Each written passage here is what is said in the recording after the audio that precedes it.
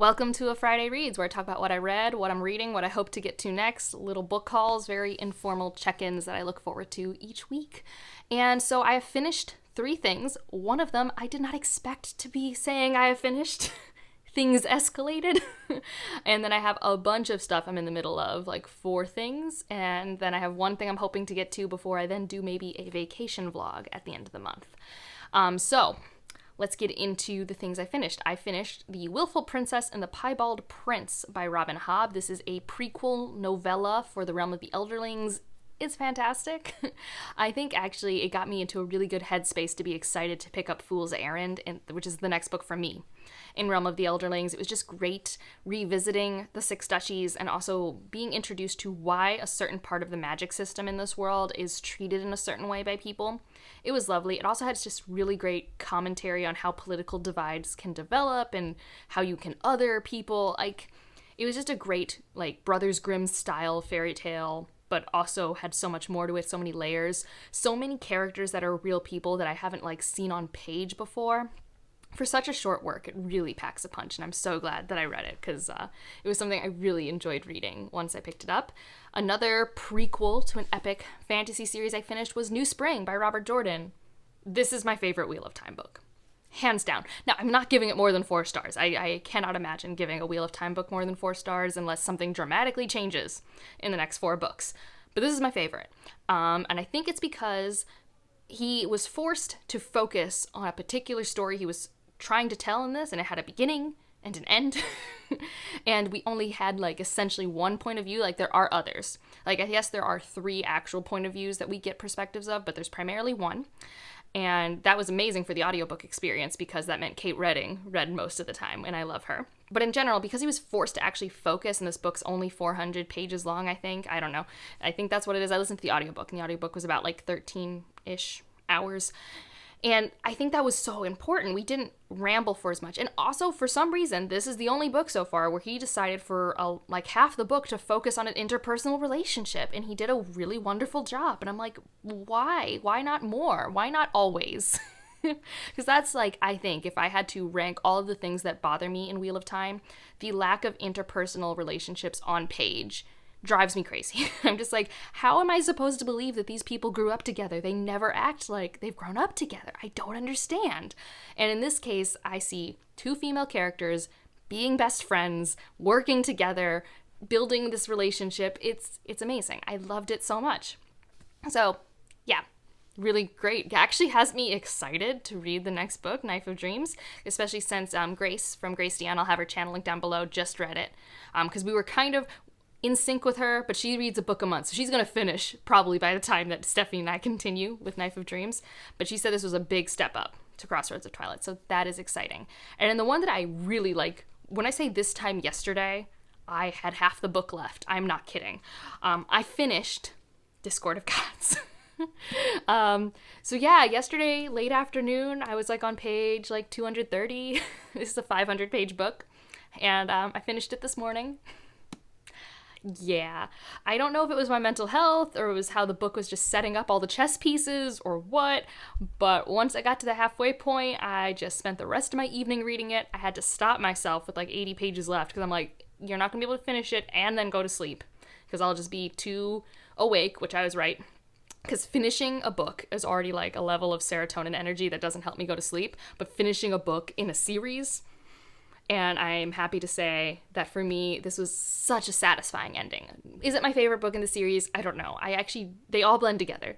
I do not know which one's my favorite. I love the whole arc and project of this series. It's so fun. I love the characters. I love the world. I love the magic. I love the themes. I hope she comes back to this world because the world building is so cool, and I think executed in a way that I really liked, where it's not completely info dumped, but you still get some answers, and there's just so many nations to explore, so many places, so many problems yet to be solved, because this whole series is about one particular problem, but that doesn't mean there aren't other problems or the other problems go away as they're trying to solve this one. So it was wonderful. If you up to this point have loved the other books, I think you will enjoy this one. I will say, I do think part of the reason the first half was harder for me, and this kind of also goes into my review of House of Always, is we do focus on a lot of supporting characters that didn't get much page time before House of Always. So a lot of times I'd be like, but I want to be looking at what that character's doing. And honestly, eventually that didn't matter anymore. And I think on reread that won't matter at all. It's amazing. I loved it. I cannot believe I read like 250 pages of it in 24 hours. Like, that's astounding to me. And now, what am I in the middle of? Well, I'm still in the middle of The Hidden Girl. I'm that far, like 30%. So since chatting with you guys, I have read a few more stories, some that I really liked. So I've read Thoughts and Prayers and Byzantine Empathy and The Gods Will Not Be Chained. Those 3 I've read.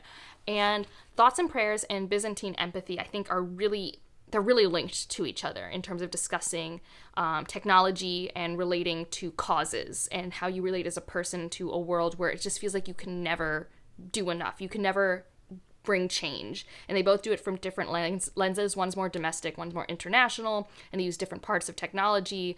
And I really enjoyed those stories. And then The Gods Will Not Be Changed, I thought was very much a Ken Liu story in terms of his approach to how he interpreted how language would work for the scenario that is set up. And then also just like, I don't know, it was just a fun thought experiment. I'm curious because that is one that looks like it's kind of like a trilogy within this short story collection, so reading the other ones of that and seeing how they all fit together. So this has been a really great short story collection. I know people don't love it as much as The Paper Menagerie, and I'm not like comparing the two. I think they're very different works, but I'm really enjoying this one. Like, I actively kind of want to sit down and read story after story, which is not what always happens to me in a short story collection. But I find that he does it in a way where I can find myself wanting to marathon his short story collections, which I think is really impressive. I just haven't because I marathoned Chorus of Dragons instead. Like, you know, that's what happened. But I'm excited to get my nose in this one a bit more. I've also started Dawn. I am this far. I'm only 80 pages in. I'm liking it a lot. Instantly hooked, as I always am, in Octavia Butler. Very unsettling premise. This is dark. I knew it was dark going in. I actually have one tab in it because it was one thing I really liked. And as I was doing my spoiler vlog, I didn't want to forget it to have thoughts on it. But we have this woman, Lilith, who wakes up in a cell, essentially, and she doesn't know where or when she is. And we figure out her circumstances. It's definitely got dark content in terms of body autonomy and kind of Stockholm syndrome, like the power dynamics between her and these other individuals and learning culture. And there's a lot. I could see this being a book that she wrote because when she first tried to tackle some of these themes in Survivor and her Patternist series, I don't think it came together the way she wanted, because I'm seeing some of those themes in here, but it's just a brutal look into it. And I'm wondering where it's going to go. I just need to sit down and read it. And also this cover is stunning. But no, the reason I tabbed this is because there's a line in this book, and it's not like a spoiler, but there was commentary being made about humanity and how humans have 2 flaws, and one of the flaws could be used to solve the other if we saw the other as a flaw or a problem. And our 2 flaws are that we are intelligent and that we need hierarchy. So the idea is that our intelligence could help us solve the hierarchy problem if we even recognized it as a problem. And I'm just like, oof. And that's even like a theme that happens in Chorus of Dragons, and it actually happens all the time, but I never have like distilled it down into that thought. Like, I think I've always known that thought, but I'd never just had it written so just like, yes, that's a problem. So anyways, really great. I love Octavia Butler, so just always really dark, disturbing premises. And I am reading 2 of the nonfictions for the Nonfiction Book Club with Jess Owens right now. I'm reading Gates of Europe, which I'm a little bit farther than I was last time, but not too much farther. And then I started Red Famine, and I'm a quarter of the way through this. And I'm really glad that I started reading the Gates of Europe first, because it provided me some context in terms of some of the words used for certain people.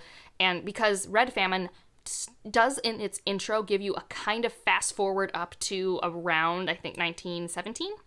And that fast forward is done more in detail in here. So I think that really helped me. And then really, really learning a lot from 1917 to 1927 is what I've learned so far. And some of it does reaffirm things that I learned in school, but a lot of it is just like, wow. Yeah, it's going to be great discussion. I'm really excited for it. Like, there's just so much that can be talked about in the context of like history and everything. And then also just like how we exist today with systems and stuff. Like, I don't know. I've just been thinking a lot. So it's doing its work as a nonfiction. And so I think those are all the things I'm in the middle of. As I mentioned, when I finish The Princess and the Piebald Prince, I want to get into Fool's Errand. And I just finished Discord of Gods. So I think think that's up next, because realistically, with all of these books, I can read probably one other book before I go on vacation next week, and then I want to try and pivot to my New Orleans books. And so I think I'm going to do Fool's Errand, although I did get some awesome book mail, and if my mood reading needs me to do other things, I shall. I still have, I think, one more obligation read that I need to get to this month. Actually, two, but I can for sure do those when I get back, because they're both kind of short. So we shall see, but like, into the book mail. Tor is amazing. At least they're very good to me, and they sent me 2 books, and one of them is Seasonal Fears, which, I mean, if I wasn't, like, in the mood for Fool's Errand, I would maybe just pick this up right away. But I'm not, like, in a rush. It'll still be there. I've been putting off Fool's Errand for a long time. But look at this. It's so pretty. I hope I like it. I really, really hope I do. And then also, this is a book I've been really anticipating, and I asked for a arc of it. It is big, like, just so you know, it's huge. It's, like, so floppy and thick. Like, it's 800 pages. Oh, boy. It's a big one. And that's the first binding.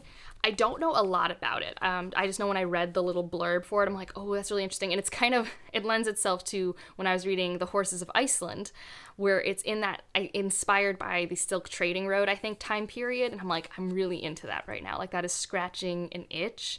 Like, I'm excited to read this. I'm excited to read Grace of Kings. Like, historical fantasy right now. My brain is like, it's ready for it. And so I'm excited about this one. I don't know. I'm also like, I know some people would be like, 800 pages, that seems too long, but like, it feels so satisfying. Like, this is a chunky fantasy, so I'm like excited to pick it up, hopefully love it. So that's all the book things. Like I said, I'll probably still have Friday reads next week to talk about any of my final thoughts on any of these things I finished that I've hopefully finished. Oh, and the cat's coming by. Maybe I'll show you guys the cat. It's been a minute. Come here. For those who don't know, this is my cat. He just walked over, so now he gets to be on camera while I sign off. So yeah, and then I am going to do some New Orleans books, and it's going to be a wonderful time. If you haven't noticed, I've been uploading a little less, just trying not to be burnt out while my mental health is all over the place. So on weeks where I can do 3 videos, I do. Other times, I do 2 videos. Hopefully that's fine. I assume no one notices or cares. If you want to leave an emoji, we'll leave a cat, because Poohtow's here. And like if you liked it. Subscribe if you want to, and I'll see you in the next one. Bye.